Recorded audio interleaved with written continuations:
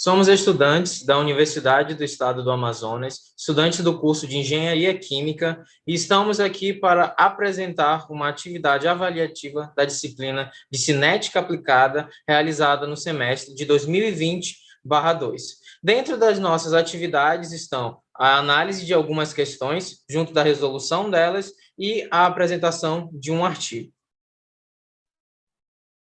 Oi, gente, eu sou o Lucas e eu vou falar um pouco da primeira questão, e a letra A fala sobre por que o engenheiro químico em formação precisa estudar cinética química, e o engenheiro químico ele precisa de todos esses conhecimentos da cinética química porque é importante quando ele for projetar os reatores químicos para a indústria química que sejam apropriados para determinadas reações e de condições operacionais específicas para aquele local onde esses reatores irão operar.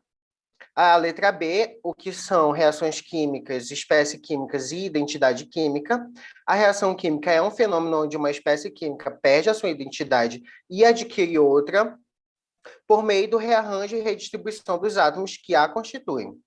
A espécie química é o nome utilizado para um componente ou um elemento químico com determinada identidade, e a identidade química são as características e propriedades físico-químicas de uma espécie química que permite a sua identificação, e para essa identificação podem ser o tipo de átomos, o número de átomos, como esses átomos estão dispostos no espaço, entre outras características. Aí, falando um pouco da letra C, que é o exemplo de reação química. Aqui, primeiro, temos duas reações químicas, que a primeira é uma reação de oxirredução do magnésio com ácido acético para a formação do gás hidrogênio, e a segunda é a reação de queima do gás hidrogênio para formar o vapor de água. E aqui, né, no vídeo vocês podem ver um pouco de como ocorre isso, de como ocorrem essas reações.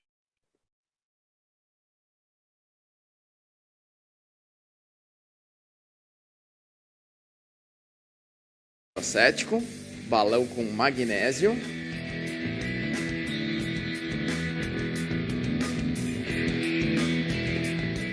Reação de produção de hidrogênio. Dá uma olhadinha aí na reação entre o magnésio e o ácido acético. Isso aí pode ser também chamada de reação de deslocamento. O magnésio, ele desloca o H+, e forma-se H2. E se você soubesse o que esse balãozinho está quentinho, olha, o balão está enchendo. O hidrogênio tem uma característica muito interessante que você deve conhecer.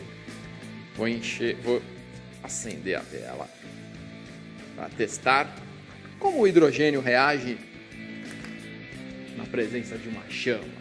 Todos prontos? Atenção. Posso jogar o hidrogênio na chama da vela. Deu para ouvir uma explodidinha.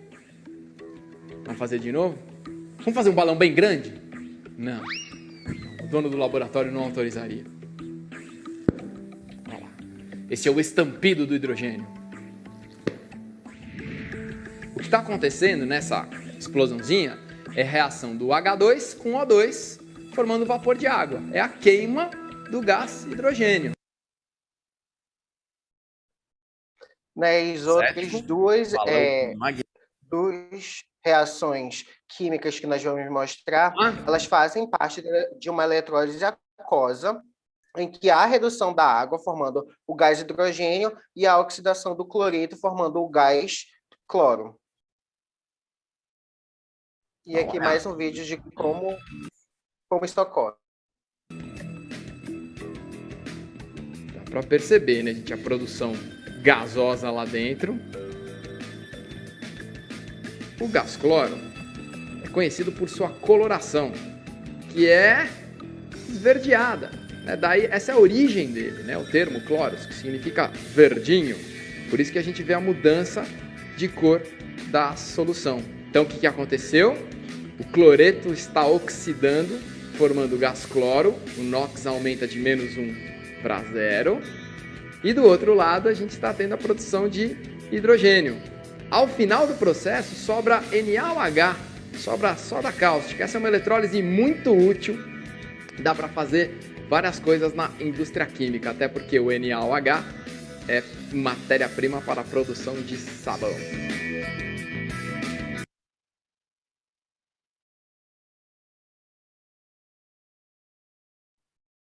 Bom, para a questão 2, ele afirma o seguinte: considerando uma reação irreversível de primeira ordem a volume constante com estequiometria de A para B. Antes de começarmos a analisar a questão, essa questão foi passada para toda a turma, contudo, cada equipe deveria apresentar os seus dados. Nossa equipe ficou com os seguintes dados. A constante da taxa, ficamos com 0,001. A vazão volumétrica, ficamos com 10 litros por hora. A vazão molar, 10 mol por hora. Vamos para as questões. Letra A. Defina o valor da constante da taxa de ordem de 0,001 e 0,01. Como mencionado, para este item, não pode haver divergência entre as equipes, não é? Então, foi definido antes do início das atividades. É necessário, para a definição dessa constante de taxa, determinar o tempo de reação em minutos para reduzir o número de mols de A para 75% de seu valor inicial, utilizando um reator descontínuo. Além disso, é solicitada a conversão e uma discussão do resultado obtido. Irei mencionar também a letra B para mostrar as questões em sequência. Dentro da letra B, foi definida uma vazão volumétrica de entrada entre 1 e 50 litros por hora e uma vazão molar de entrada de 1 mol por hora a 100 mol por hora. Da mesma forma como na letra A, cada equipe deveria apresentar os seus dados. A partir dessa definição, desses parâmetros, e utilizando a constante definida na letra A, foi determinado o volume de um reator tanque com agitação, operando em uma condição de mistura perfeita, para atingir a mesma conversão do item A. E também foi determinada a concentração de ar na entrada do reator. Bom, para o item A, temos os dados como mencionados anteriormente, e no primeiro momento vamos obter a conversão de A. Para a conversão de A, é necessário recordarmos a equação de conversão dada na disciplina de cinética, e essa equação ela funciona da seguinte forma, onde XA de conversão é igual a NA0 menos NA dividido por NA0. Lembrando que esse NA refere-se à quantidade de mols analisada. Fazendo as análises com os dados referidos da questão, percebe-se que o NA ele apresenta-se em 0,75 de NA0. Logo, com a subtração do NA0 dado pela equação menos o NA transformando-se para NA0, tem-se 0,25. NA dividido por NA0. Logo, a conversão XA é igual a 0,25, ou seja, 25%. É importante analisarmos na questão que ele pede em minutos, ele quer o tempo em minutos. Logo, a taxa que inicialmente era 0,001 por segundo, será necessária a sua transformação para minutos. Com a sua transformação para minutos, obtemos uma nova taxa com 0,06 minutos. Para o tempo de reação, é necessário 3 importantes dados. Mencionados na disciplina, que é o tempo de reação para esse tipo de reator descontínuo, também considerado, também chamado de batelada. E a equação desse tempo de reação ela é integral de NA0 por NA, onde nós temos 1 dividido pela taxa multiplicado pelo volume. Bom, os outros 2 pontos a se tratar antes de iniciar a integral são que a taxa ela é definida como primeira ordem na questão, então nós temos K vezes a composição de A, e essa composição de A, a gente tem por definição também, sendo NA dividido por volume. Trabalhando com as substituições desses dados que já temos, verifica-se a integral, partindo de integral NA0, 0,75 NA0, sendo dentro da integral 1 sobre K, CA, vezes esse volume, e dNA como análise dessa integral. Continuando a integral, substituindo pelos valores já analisados anteriormente, você percebe que essa integral fica 1 sobre K saindo da integral, e essa integral fica em função de 1 sobre NA. Realizando essa integral muito simples, a base de cálculo 1, ela mostra que o resultado dessa integral é ln desse NA0 dividido por 0,75 de NA0. Logo, tem-se que 1 sobre 0,06 multiplicado por esse NA, por esse ln desse NA, dá ln de 1 sobre 0,75. Logo, dividindo 1 por 0,75, tem ln de 1, analisamos com 4 casas decimal para precisão dos resultados. Logo, o tempo de reação será 1 sobre 0,06 vezes 0,2877. Temos, então, um tempo de reação de 4,795 minutos. Bom, de uma forma geral, através da equação de projeto, na forma integral do reator batelado, é possível obter esse tempo de reação. Esse valor obtido em minutos, ele descreve o tempo necessário para reduzir a quantidade de mols, que são, no caso, Na0 a Na. Com isso, formando uma determinada quantidade de Nb para mols de B.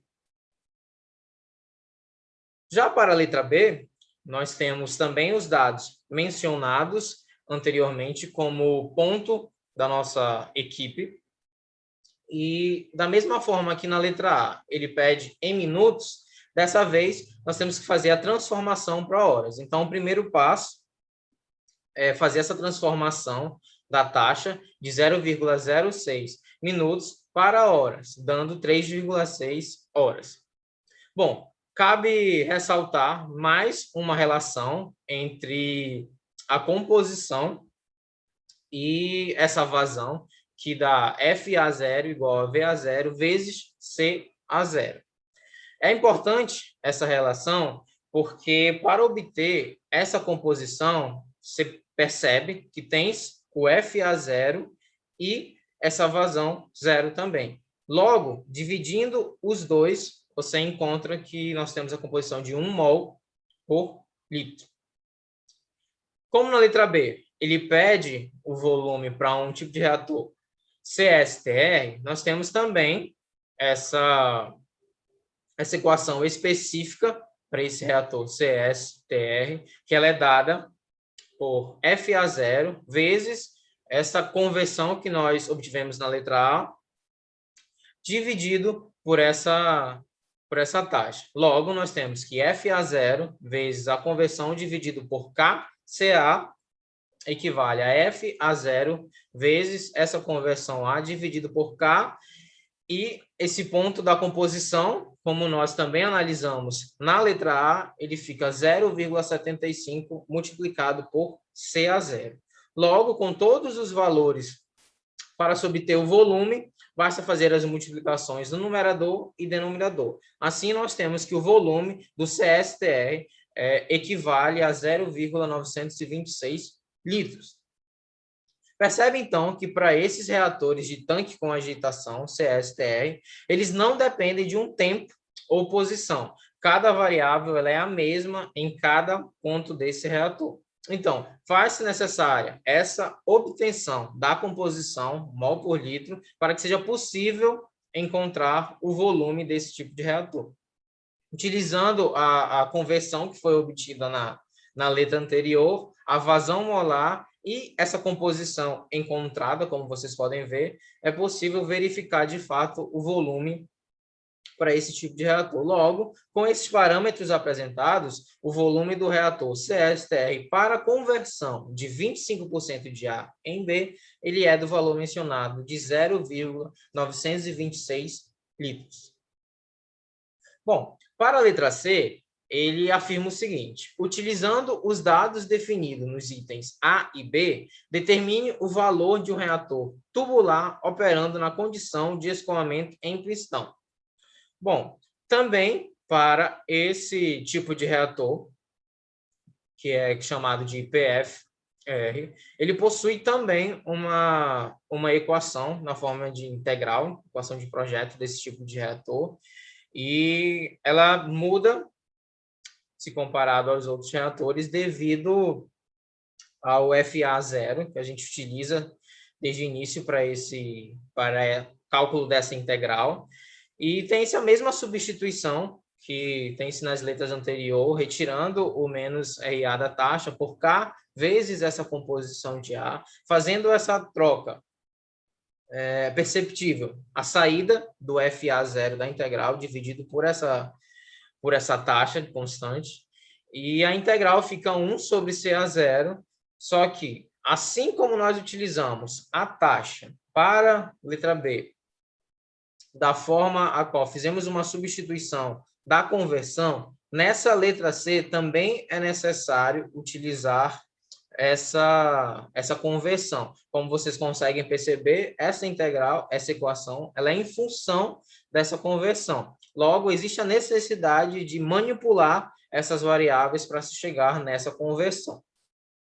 Como a integral fica 1 sobre 1 menos xa, é necessário aplicar a definição de integral por substituição. Trabalhando essa integral por substituição, tem se chamando de u igual a 1 menos xa, du equivalendo a menos dxa, logo dxa é menos du. Fazendo a troca, como nas relações apresentadas anteriormente, desse FA0 dividido por CA0, tem-se essa vazão, que é o V0, vindo também das questões anteriores. Logo, o volume do PFR fica menos V0 dividido por K, integral de XA0 de 1 sobre U du. Logo, tem-se que é uma integral simples, básica também, das ln de U. Mas, quem é U? U é 1 menos XA, com os seus limites de integração em XA e 0. Logo, aplicando esses limites de integração no resultado da integral, tem-se que o volume do PFR seja menos V0 dividido por K, multiplicado por ln de 0,75. Logo, como o valor desse ln é negativo, dando menos 0,2873, tem-se que multiplicando pelo menos também de 10 dividido por 3,6, sendo que esse menos, cabe ressaltar que ele veio da integral de substituição. Então, esse menos vindo da integral de substituição com o menos do ln, torna-se o volume positivo do reator. Logo, o volume do reator PFR é igual a 0,799 litros. Para esse tipo de reator tubular PFR, percebe-se o consumo de reagentes conforme eles escoam pelo reator. E essa velocidade de escoamento ela é considerada uniforme, da mesma forma que no escoamento de um turbulento. Utilizando essa conversão, a vazão volumétrica e o auxílio dessa integral por substituição, é possível verificar o volume deste tipo de reator. Bom, a questão 3 disse que se tem uma reação exotérmica irreversível, 2A mais B, formando C, em fase gasosa, que ocorre em um reator adiabático com escoamento contínuo e com uma alimentação equimolar de A e B. Na letra A, pede-se o volume do reator PFR necessário para atingir a conversão de 35%. Bom, o volume do reator PFR ele pode ser aproximado à área total abaixo da curva do gráfico. Então, tomando-se x igual a 0,35, obtiveram-se duas áreas, a área 1, correspondente a um triângulo, e a área 2, correspondente a um retângulo. Calculou-se, então, as áreas do triângulo de base igual a 0,35 e a altura correspondente à diferença entre 400.000 e 50.000, e do retângulo de base igual a 0,35 e de altura 50.000. Somando-se o valor obtido para cada área, foi encontrado o volume do reator PFR necessário para a conversão desejada, que foi de 78.750 metros cúbicos. Na letra B, pede-se o volume do reator CSTR necessário para se atingir uma conversão de 55%. Tendo-se a equação de projeto em função da conversão para o reator CSTR e traçando-se uma reta em x igual a 0,55 até o ponto da curva, encontrou-se que a razão da vazão molar inicial de ar pela taxa de reação correspondente para essa conversão é de 250.000. Substituindo os dados na equação de projeto, foi encontrado que o volume do CSTR necessário para atingir a conversão de 55% é de 137.500 metros cúbicos. Na letra C, pergunta-se qual dos dois reatores você escolheria para conduzir uma reação até a conversão de 75%. Utilizando-se o mesmo raciocínio usado nas letras A e B, foram calculados os volumes do reator CSTR e do PFR, necessários para se atingir a conversão desejada. Para o CSTR, encontrou-se que, para uma conversão de 75%, a razão da vazão molar inicial de ar pela taxa de reação correspondente é de 450.000. Substituindo os valores na equação de projeto, obteve-se que o volume do reator CSTR para a conversão desejada é de 337.500 metros cúbicos. Já para o reator PFR, como o seu volume ele corresponde à área abaixo da curva, fez-se o somatório de 4 áreas, a área 1 e a área 2, já calculadas na letra A, e a área 3, correspondente à área do triângulo de base igual à diferença entre 0,75 e 0,35, e a altura equivalente à diferença entre 450.000 e 50.000, e a área do retângulo de base correspondente à diferença entre 0,75 e 0,35, e a altura de 50.000. Obteve-se, então, que o volume do reator PFR necessário para atingir a conversão desejada foi de 178.750 metros cúbicos. Tendo-se os volumes calculados, chegou-se à conclusão de que o melhor reator seria o PFR, uma vez que o volume necessário para se atingir a conversão desejada, utilizando ele, é menor. E, além disso, os reatores PFR são os mais indicados para operar reações em fase gasosa, visto que o reator CSTR pode haver vazamento do gás durante o processo.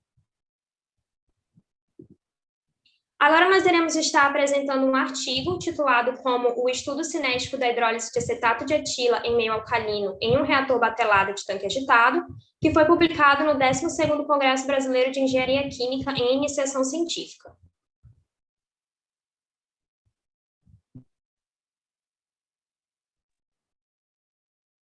Dentro do artigo que vamos apresentar, precisamos analisar alguns conceitos antes de entender aquilo que ele realmente trabalhou nesse artigo, e um desses conceitos chama-se hidrólise. A hidrólise, ela ocorre em meio aquoso, e ela nada mais é do que uma molécula de água fazendo uma troca com outro composto. Um hidrogênio da molécula de água é transferido para um dos outros produtos e o grupo de OH-, a hidroxila, é transferido para outro produto. Bom, essa hidrólise analisada nesse artigo, ela foi uma hidrólise alcalina de um éster. Coloquei uma reação aqui na parte superior da nossa introdução, e a reação, ela funciona da seguinte forma. São compostos orgânicos que possuem essa fórmula desse éster, como vocês conseguem perceber no início da reação, que vai ser somado com o hidróxido de sódio aquoso e produzindo um álcool no final, e este sal característico desse tipo de hidrólise. Essa hidrólise ela é fundamental para esse tipo de estudo, porque ela vai conseguir proporcionar, através desse estudo, essas características da cinética química que é o nosso principal objetivo na análise desse artigo, porque a cinética química ela vai apresentar um estudo das velocidades de reações e como essa velocidade de reações ela se altera em determinadas condições. E para que fosse possível acontecer essa hidrólise nesse tipo de procedimento, foi necessária a utilização de um reator de tanque agitado, operando de forma isotérmica. Então, com essas condições e com esses conceitos iniciais, neste trabalho foi analisada essa progressão, como funciona esse processo da reação de hidrólise em função do tempo. E com esses resultados obtidos desta hidrólise, foi possível determinar esses parâmetros cinéticos, como velocidade específica, ordem de reação, as equações das taxas para diferentes temperaturas, a energia de ativação e, como última análise, o fator de frequência.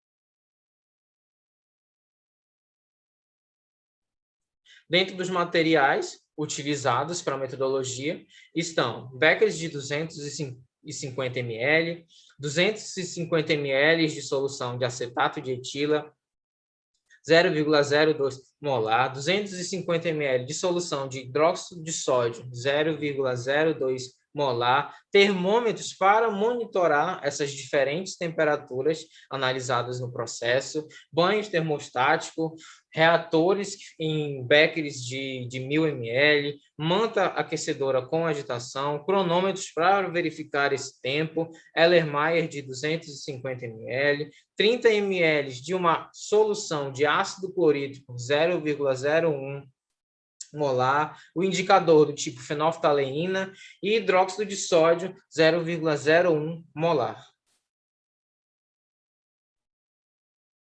Agora eu vou falar um pouco da metodologia que foi utilizada. Primeiramente, adiciona-se aos beckers de 250 ml da solução de acetato de etila 0,02 molar e 250 de solução de hidróxido de sódio 0,02 molar.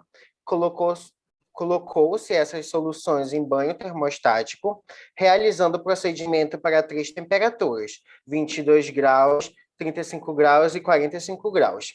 Após atingir essas temperaturas, misturou-se essas soluções a um reator, que nesse caso o reator é um becker de 1000 ml, mantida a temperatura e a agitação constante em uma manta aquecedora com agitação. Após a mistura dessas soluções, foram retiradas pequenas alíquotas de 10 ml no tempo de 0, 5, 10, 15, 20 e 25 minutos, sendo adicionados a um Erlenmeyer de 250 ml, já com 30 ml de solução de ácido clorídrico 0,01 molar e 4 gotas de fenolftaleína. Em seguida, titulou-se a solução dentro de um Erlenmeyer com a solução de hidróxido de sódio 0,01 molar até o ponto de equivalência. E, por último, foi anotado esse consumo esse consumo de hidróxido de sódio. Pode passar. Com esses dados experimentais, calculou-se a concentração a partir a concentração de acetato de etila a partir dessa equação, e aqui abaixo da equação da concentração de acetato de etila está a concentração da taxa genérica de consumo do reagente A em uma reação de fase líquida com volume constante, A mais B igual a produtos. Para determinar a ordem de reação pela integral, supõe-se a ordem de reação e integra-se a fórmula integral utilizada para modelar o sistema em batelada. Se a ordem de reação for correta, o gráfico que vai ser encontrado ele vai ser um gráfico linear da concentração com o tempo. E também essa última equação foi para determinar a velocidade de reação através do coeficiente angular do ajuste linear e a dependência da mesma com a temperatura, através da equação de Arrhenius linearizada.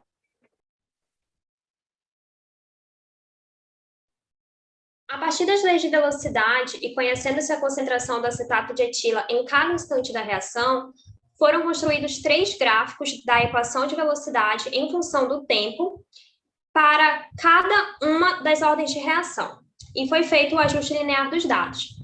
As equações da reta obtidas em cada ajuste, assim como as médias do coeficiente de determinação nas diferentes temperaturas utilizadas no experimento, estão representadas na tabela 1.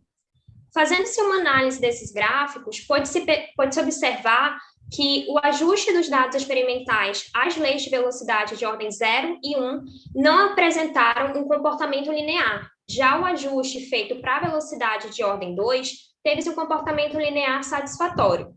Através do método integral, para se afirmar que uma certa reação é de determinada ordem, é desejável que o coeficiente de determinação ele seja o mais próximo de 1. E uma vez que esse foi de 0,98667 para o ajuste da segunda ordem, pode-se observar que a hidrólise do acetato de etila em meio alcalino é uma reação de segunda ordem. A pequena diferença encontrada no coeficiente de determinação, ela pode ser resultante de erros devido ao aparato experimental ter sido realizado de forma completamente manual. Como a constante de velocidade corresponde ao coeficiente angular das equações da reta encontradas, conseguiu-se determinar o valor dessas constantes para cada temperatura e, a partir delas, foi possível se determinar as equações da taxa de reação que estão representadas na tabela 2. Para a determinação da energia de ativação e do fator de frequência, foi construído um gráfico de Ln da constante de velocidade versus o inverso da temperatura em Kelvin, e após o ajuste linear dos dados, obteve-se a seguinte equação da reta, onde, fazendo-se uma comparação com a equação de Arrhenius linearizada, tem-se o coeficiente angular da reta correspondente à razão entre a energia de ativação e a constante universal dos gases, e o coeficiente linear da reta corresponde ao Ln do fator de frequência.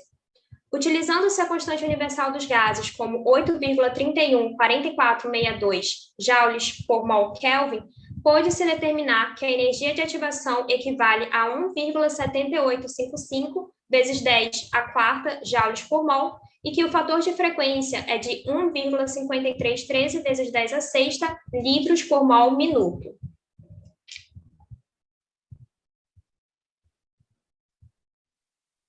A energia de ativação, que ela pode ser interpretada como uma barreira de transferência de energia entre as moléculas de reagente, a qual ela deve ser vencida, segundo o Souza e Faria, os valores da energia de ativação para a maioria das reações químicas são encontrados nas faixas de 0 a 33 vezes 10 à quarta joule por mol, estando o valor encontrado nesse experimento de 1,7855 vezes 10 a 4 joule por mol, que está contido nesta faixa citada por Souza e Faria.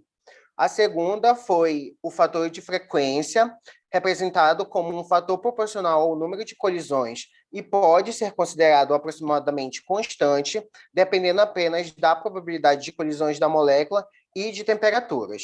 Segundo Souza e Faria, os valores podem ser encontrados de 10 elevado a sexta a 10 elevado a décima litro dividido por mol minuto, que nesse experimento foi encontrado a 1,5313 vezes 10 a sexta litro mol minuto, que também está de acordo com a faixa esperada.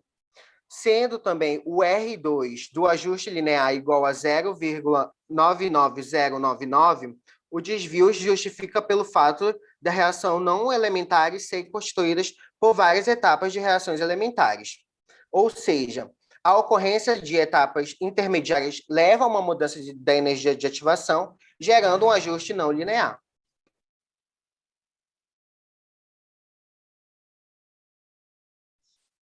Logo, com as análises feitas, percebe-se a importância desse método de integral para conseguir verificar tanto o processo de hidrólise quanto essas características cinéticas desses experimentos.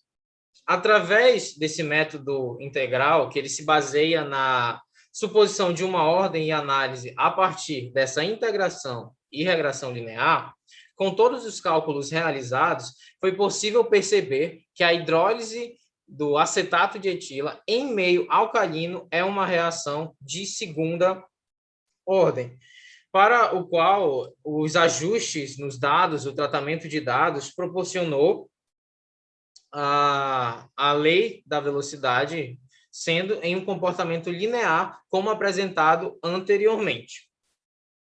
Através desse método de integral, foi possível verificar que essas constantes de velocidades da reação para as temperaturas diferentes, dadas como objetivo de estudo no início dos processos, conseguiu-se chegar à conclusão de que a dependência da temperatura ela é um fator que altera constantemente esse tipo de velocidade de reação. Através dos ajustes lineares a essa lei de Arrhenius, também foi possível verificar os valores da energia de ativação e os valores referentes ao fator de frequência da reação, sendo ambos os valores, como apresentados anteriormente nos resultados e discussões, dentro da faixa encontrada na literatura.